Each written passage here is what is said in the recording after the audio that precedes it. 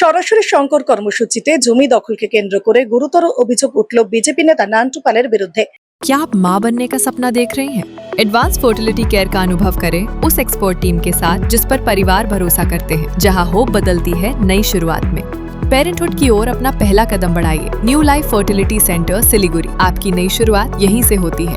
Introducing TrueBeam with Hypersight, first time in West Bengal and Northeast India. Fourth installation in India, now at Hope and Heal Cancer Hospital, Siliguri. 29 নম্বর ওয়ার্ডের দেশবন্ধুপাড়া এলাকার বাসিন্দা দীপান্বিতা পাল মন্ত্রী শঙ্কর ঘোষের কাছে তার জমি জবরদখলের চেষ্টা করা হচ্ছে বলে অভিযোগ করেন। দীপান্বিতা পালের অভিযোগ, হিলকার্ট রোড সংলগ্ন রজনীবাগান এলাকায় তাদের একটি জমি রয়েছে।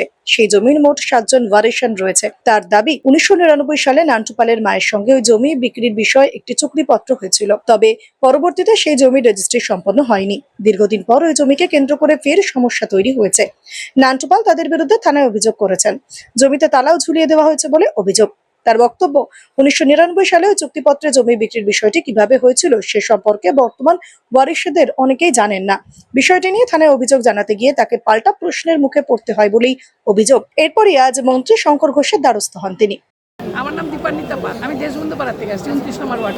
আমার অভিযোগ হচ্ছে, আমার হিলকার্ট রোডের রজনীবাগানের ভেতরে একটা জমি আছে সোয়া কাঠা, সেটা আমার শ্বশুরমশাইয়ের নামেই আছে। তো আমার শ্বশুরমশাই তো মারা গেছে 2002-এ। তো ওই জমিটা তো এখন আমাদের 7 জন ওয়ারিশ, 7 জনের কাছেই আছে জমিটা। এখন নান্টু পাল মহাশয় ওই জমিটা দখল করার চেষ্টা করছে। উনি মানে আমাদের কাছে 4 তারিখে আমার দেওর সুভাষ পাল ওর নামে একটা থানায় ডায়েরি করেছে যে আমরা নাকি উনার জমি দখল করছি। নান্টু পাল ডায়েরি করেছে যে আমরা নাকি উনার জমি আমরা দখল করছি লোক দিয়ে। তা আমরা আমাদের যখন থানায় ডেকেছে তখন আমরা বলেছি আমার জমি আমি কেন দখল করবো? ওই জমিটা তো আমার শ্বশুরমশাইয়ের নামে আছে, জমিটা আমাদের, আমি আমার জমি কেন দখল করাবো সেটা বলছি। তখন উনি বলছে ঠিক আছে, আপনার নান্টুবাবুর সাথে কথা বলেন। তা আমরা নান্টুবাবুর সাথে কথা বলার আগেই উনি আমরা কালকে থানায় ডায়েরি দিয়েছি নান্টু পালকে নামে, যে যখন আমরা থানায় ডায়েরি দিতে গেছি তখন উনি আমাদের জমিটাতে তালা মেরে দিয়েছে, জমির গেটে। তারপরে তো আমাদেরকে ওখান থেকে আসছে, অফিসাররা আসছে, ওখানে ইনকোয়ারি করেছে রজনীবাগানের ভেতরে। তখন আমরা ছিলাম 4:30টার সময়। তারপরে ওখানে নান্টু পাল মহাশয় বলছে যে এই জমি আমার দখলে আছে, আমি এই জমির মালিক। তারপর আমাদের ওখান থেকে অফিসাররা বলছে ঠিক আছে আপনার থানায় আসুন 7টার সময়। আমরা সন্ধ্যা 7টার সময় ফাঁড়ি থানাতে গেছি। ওখানে নান্টু পালের ওয়াইফ মন্ত্রী পালও গেছেন। তো ওখানে কথা হয়েছে, উনি দেখাচ্ছেন আমাদের সমস্ত ডকুমেন্টস, আমার যে জমির দলিলপত্র, মিউটেশন, খাজনা সমস্ত আমরা সাবমিট করেছি থানায়। আর মঞ্জুশ্রী পাল একটা সাবমিট করেছে হচ্ছে একটা বায়নাপত্র আমার শ্বশুরমশাইয়ের সাথে নাকি 1999-এ সেটা বায়নানামা একটা করেছিল, কিন্তু সেটা আমার শ্বশুরমশাই আমাদের কোনোদিন বলে যাননি, আমরা সেটা সম্বন্ধে কিচ্ছু জানি না। ওটা জমা করেছেন উনি, কিন্তু ব্যাংকের লোনও ছিল আমার শ্বশুরমশাই নয়, সেটাও আমরা পরিশোধ করে দিয়েছি। আমরা 7 জন ওয়ারিশ মিলে সেটা পরিশোধ করে দিয়েছি। যদি উনার নামে বায়নানামা থাকে তারপরে ব্যাংকের লোন কী করে হয়, সেটা তো একটা বড় প্রশ্ন না, যে এটা কী করে হয়। শঙ্করবাবুর কাছে আসছি যাতে এটা একটা ন্যায্য বিচার আমরা পাই। অন্যদিকে অভিযোগ সম্পূর্ণ মিথ্যা বলে দাবি করেন বিজেপি নেতা নান্টু পাল। তিনি জানান যে জমিটি নিয়ে বিতর্ক তৈরি হয়েছে সেটি তার মায়ের জন্ম ভিটে ছিল। ওই জমি নিয়ে আগে থেকে একটি চুক্তিপত্র হয়েছিল বলেও দাবি করেন তিনি আরো বলেন, চুক্তিপত্রের বিষয়টি সামনে রেখে তিনি জমিটির ন্যায্য মূল্য দিয়ে সেটি কিনতে চেয়েছিলেন। দীর্ঘদিন ধরে সংশ্লিষ্ট পক্ষের সঙ্গে এই বিষয়ে আলোচনা চললেও কোনো সমাধান হয়নি। দেখুন, সম্পূর্ণ ভিত্তিহীন। আমি কোনো জমির দখলের মধ্যে নেই। ওখানে সিসিটিভি আছে, দেখলেই বুঝতে পারবে ওনার জমি ওনার মতোই পড়ে আছে।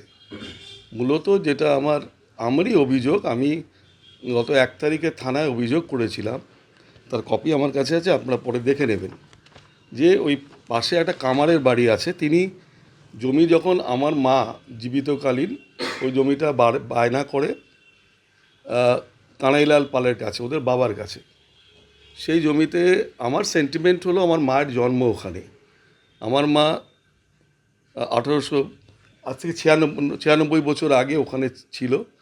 গান্ধীজি যখন এসেছিলেন তখনও আমার মা শিবমঙ্গল বাড়ি বা নীলনী প্রাইভেট স্কুলে পড়তো। রামাকান্ত মুখার্জির ভাড়াটিয়া ছিল, ওনারা 87-88 সালে রামাকান্ত মুখার্জির জমি এরা কিনেছেন। কেনার পরে ওর ছেলে আমার বন্ধু সুভাষ আমার সঙ্গে পড়াশোনা করেছেন। ওনার ওয়াইফ আমার ওয়াইফের আত্মীয়। সেই সূত্রে ওরা আমার বিক্রি করার জন্য এসেছিলেন। তো আমি অনেস্টলি সেটা কিনেছি। কিনার জন্য আমি কিনিনি, আমার মা কিনেছিল, বায়না করেছিল ওর বাবার থেকে, নিত্যানন্দ পাল থেকে। তারপরে জমি ওদের মতো ওরখানেই পড়ে আছে। গত কয়েকদিন আগে 1 তারিখে ওখানে পাশেই ওই কামারের বাড়ি শর্মা মহিলাকে একজন থ্রেট করে গেছে যে আমরা জমিটা কিনেছি, এখানে আমরা ঘিরবো। তো তার নাম্বারও দিয়ে গেছিলো। সেই নাম্বার দেখে আমাদের ডাকে আমি থানায় ওই ভদ্রমহিলাকে কথা বলি, যার নাম্বার দিয়েছিল সেই নাম্বারটা এখানে আছে। আমার চোখে একটু অপারেশন করেছি বলে 3 তারিখে অপারেশন হয়, ফলে আমি বাড়ি থেকে খুব একটা বেরোচ্ছি না, বেরোতে না বলেছে ডাক্তার। এটা ভিত্তিহীন। কাল পরশু তো আমার থানায় আমার বউ এবং 2জন থানায় মিটিংও করেছে প্রধান কথা। ওদের কি থানা বলেছে আপনাদের ভুল, আপনারা বায়নানামা করেছেন। ওরা বলছে আমরা জানি না আমার শ্বশুরমশাই বায়না করেছে কিনা, এটাও ভুল। ওদের বাড়িতে 4 বার আমাদেরকে ডেকেছিল, দাম বাড়াতে বলেছে, তাতেও আমি রাজি ছিলাম। যা দাম বলবেন মার্কেট থেকে কিছু কম নিতে হবে, কারণ আমরা অনেক দিন আগে বায়না করেছি। আমরা রেস্ট্রি নেওয়ার দিন বায়না করার পর থেকে রেস্ট্রি নিতে চাইছিলাম, কিন্তু ওখানে ব্যাংকে লোন ছিল। আমি সুভাষের সঙ্গে ব্যাংকেও যাই শোধ করার জন্য টাকা। আমার মনে হচ্ছে নেহরু রোডে বা খালপাড়াতে ব্যাংকের লোন ছিল। সেই লোনের জায়গাতে ওনারা ও একা লোন কেন পরিশোধ করবে, পরিবারের জমি, তারপরে আর লোন শোধ হয় না। ফলে ইদানিং ওরা শোধ করেছে। বিক্রি করলে তো আমাদের জানাতে হবে। 4 বার আমার সঙ্গে মিটিং করেছে নেওয়ার জন্য। আর ওখানে ওর মতো জমি ওখানে আছে, 1 কাঠা জমিতে বাড়ি তৈরি করা অসম্ভব, 1 কাঠা জমিতে বিল্ডিংও হবে না। আর ওনাদের সমস্ত কাগজপত্র জিনিস ওর বাবা আমার বাড়িতে সব দিয়ে গেছে। সেই কাগজ অনেক আমার কাছে আছে। এটা হলো আমি ডায়েরি করেছি এবং আমাদের ভালো হয়েছে। উনি জানিয়েছেন বিধায়কের কাছে। আমিও ডায়েরি বিধায়ককে কথা বলিনি, কিন্তু এমএলকে আমি একটা ডায়েরি কপি পাঠিয়ে দিয়েছি। এই বিষয়ে মন্ত্রী শঙ্কর ঘোষ বলেন, বিষয়টি নিয়ে লিখিত অভিযোগ জমা দিতে বলেছি। অভিযোগ সত্যি হলে দল সিদ্ধান্ত নেবে। দেখুন, এর আগের দিনও আমি বলেছি, রাজনীতির রং দেখে বা অভিযোগের বহর তার উপরে দাঁড়িয়ে কোনো মন্তব্য করা আমার পক্ষে অন্তত সম্ভব নয়। আমি ওনাদেরকে বলেছি, ওনারা যে অভিযোগ করেছেন তার সপক্ষে থানায় লিখিতভাবে দিতে। এক পক্ষের কাছ থেকে শুনে সবটা বোঝা আমার পক্ষে সম্ভব নয়। যেহেতু উনি বিষয়টি বলেছেন, আমি তার সাথেও কথা বলে নেব।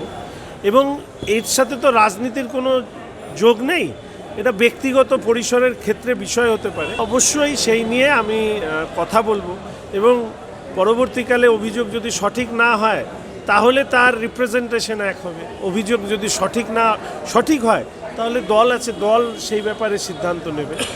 এক্ষেত্রে জনপ্রতিনিধি হিসাবে আমার পরামর্শ এবং এর মধ্যে দিয়ে সবার কাছে আমি বলতে চাই যে নিজেও অন্যায় করবেন না, অন্যায় কাজে সমর্থন করবেন না। ভগবানের দরবারে এমনই ব্যবস্থা আছে যে আজ নয় কাল আপনার কর্মজীবনেই আপনাকে সমস্ত কিছু চুকিয়ে যেতে হবে।